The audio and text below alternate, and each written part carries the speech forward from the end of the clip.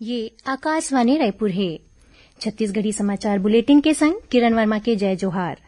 जम्मू सुनैया मल्ला नवा बछर के गाड़ा गाड़ा बधाई। अब सुनाओ आज के प्रमुख समाचार। प्रधानमंत्री नरेंद्र मोदी पीएम किसान सम्मान निधि योजना के अंतर्गत वित्तीय सहायता के 10वां किस्त जारी करिन। 10 करोड़ ले ज्यादा किसान परिवार मन के खाता में 20,000 करोड़ रुपया ले ज्यादा की राशि भेजे गिस। 15 ले 18 बछर के लइका मन के टीकाकरण बर कोविन पोर्टल में पंजीकरण आज ले शुरू। और सुकमा जिला में आज एक इनामी समेत 44 माओवादी मन पुलिस के सामने आत्मसमर्पण करिन। अब समाचार विस्तार ले। प्रधानमंत्री नरेंद्र मोदी राष्ट्र प्रथम के मनोभावना के संग लक्ष्य के दिशा में बढ़े बर देशवासी मन के सराहना करिन है। श्री मोदी आज वीडियो कॉन्फ्रेंस के माध्यम ले पीएम किसान सम्मान निधि के अंतर्गत वित्तीय सहायता के 10वां किस्त जारी करिन। 10 करोड़ ले ज्यादा किसान परिवार मन के खाता में 20,000 करोड़ रुपया ले ज्यादा की राशि भेजे गिस। श्री मोदी कहिन कि पीएम किसान सम्मान निधि योजना देश के अन्नदाता मन बर बहुत बड़ा संबल बने हैं। श्री मोदी करीब 351 किसान उत्पादक संगठन मन ला 14 करोड़ रुपया ले ज्यादा के इक्विटी अनुदान घलो जारी करिन। एखर ले 1,24,000 ले ज्यादा किसान मन ला फायदा होही। ए मौका में केंद्रीय कृषि मंत्री नरेंद्र सिंह तोमर कहिन कि सरकार किसान मन के आय दुगुना करे बर पूरा प्रयास करत है। मुख्यमंत्री भूपेश बघेल कहिन है कि प्रदेश के माओवाद प्रभावित क्षेत्र मन में राज्य पुलिस बने काम करत है।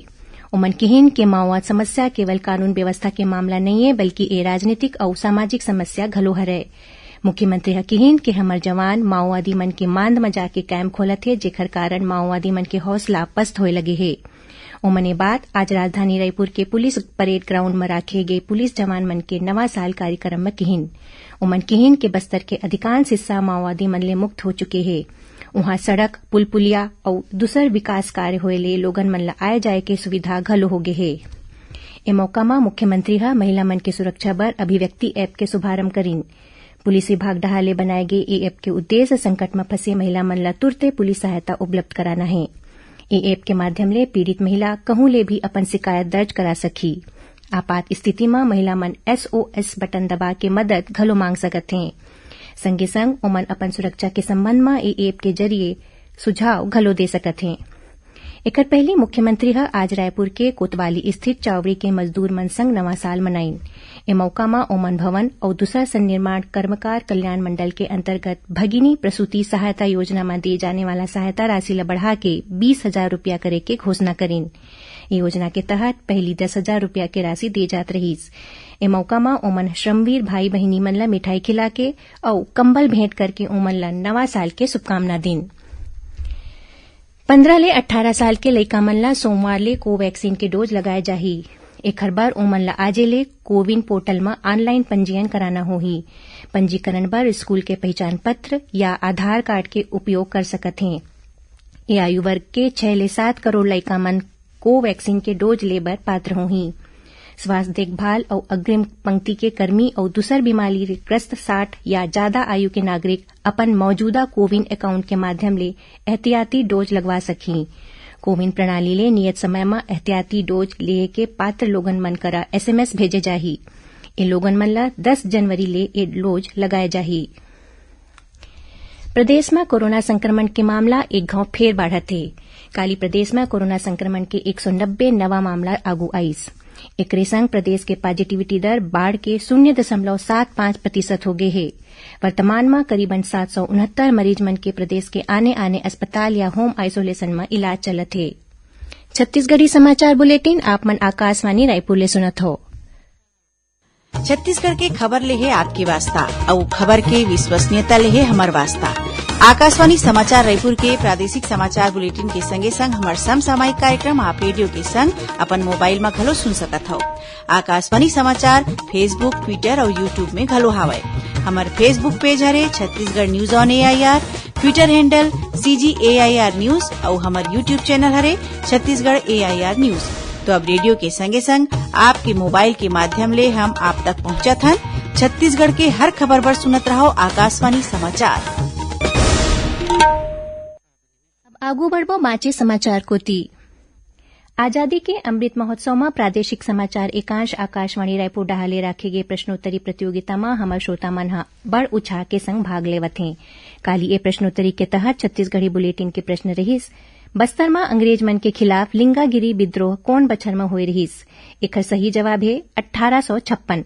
सवाल के जवाब में बड़ संख्या में श्रोता मन ह अपन जवाब भेजिन है। फिर सबले पहली जवाब भेजैया विजेता हवै बालोद जिला के ग्राम डुमर टोला के रहैया भगवानी राम कार्टे।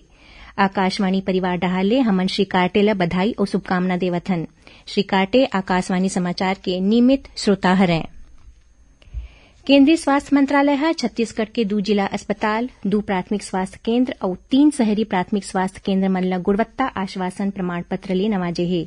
उन्हें कोंडागांव जिला अस्पताल ला प्रसव कक्ष और मैटरनिटी ऑपरेशन थिएटर के उत्कृष्ट सुविधा और प्रसूता और गर्भवती महिला मन के अच्छा देखभाल पर लक्ष्य प्रमाण पत्र देगिस। आजादी के अमृत महोत्सव के तहत प्रादेशिक समाचार एकांश आकाशवाणी रायपुर डहले छत्तीसगढ़ में स्वतंत्रता संग्राम ले जुड़े प्रमुख घटना और यहां के स्वतंत्रता सेनानी मन ले जुड़े विशेष कार्यक्रम प्रसारित करे जाथे। यही कड़ी में अंग्रेज मन के खिलाफ जनजातीय सशस्त्र संघर्ष ऊपर वरिष्ठ पत्रकार और विश्लेषक शशांक शर्मा ले गए विशेष साक्षात्कार के प्रसारण आकाशवाणी केंद्र रायपुर डहले काली रविवार 2 जनवरी के बिहनिया 9:30 ले करे जाही। इला छत्तीसगढ़ स्थित आकाशवाणी के जम्मू केंद्र एक साथ रिले करही। पूरा दुनिया के संगे संग छत्तीसगढ़ में घलो नवा साल हर्षोल्लास के संग मनाए जाथे। लोगन मन कोरोना संबंधी दिशा निर्देश के पालन करत नवा साल के स्वागत करीन। छत्तीसगढ़ के राज्यपाल अनुसुईया उइके और मुख्यमंत्री भूपेश बघेल ह प्रदेशवासी मन ला नवा साल के शुभकामना दिन है। राज्यपाल ह किहिन कि हमन ए सदी के सबले बड़े चुनौती के सामना करत हन। सुकमा जिला में आज एक इनामी समेत 44 माओवादी मन पुलिस के सामने आत्मसमर्पण कर दिन। एमा 9 झीन महिला माओवादी मन घलो शामिल हवै। ए माओवादी मन चिंतलनार थाना क्षेत्र में स्थित करीकुंडम कैंप में पुलिस अधीक्षक सुनील शर्मा के सामने आत्मसमर्पण करिन। एमा एक झीन 2 लाख रुपया के इनामी प्लाटून कमांडर घलो शामिल हवै। अब पेश है मौसम के हाल। प्रदेश में अवैया 3 दिन के दौरान न्यूनतम तापमान में 3 ले 4 डिग्री सेल्सियस तक गिरावट होए के संभावना है। मौसम विभाग ले मिले जानकारी अनुसार प्रदेश में उत्तर ले शुष्क और ठंडा हवा आवत है, जेकर सेती जाड़ में बढ़ोत्तरी होवत है। आखिर में प्रमुख समाचार एक घाव फेर। प्रधानमंत्री नरेंद्र मोदी ह पीएम किसान सम्मान निधि योजना के अंतर्गत वित्तीय सहायता की 10वां किस्त जारी करिन। 10 करोड़ ले ज्यादा किसान परिवार मन के खाता में 20,000 करोड़ रुपया ले ज्यादा के राशि भेजेगिस। 15 ले 18 बछर के लइका मन के टीकाकरण बर कोविन पोर्टल में पंजीकरण आज ले शुरू। और सुकमा जिला में आज एक इनामी समेत 44 माओवादी मन पुलिस के सामने आत्मसमर्पण करिन। एकरे संग छत्तीसगढ़ी समाचार बुलेटिन इहें सिरावत है। जय जोहार।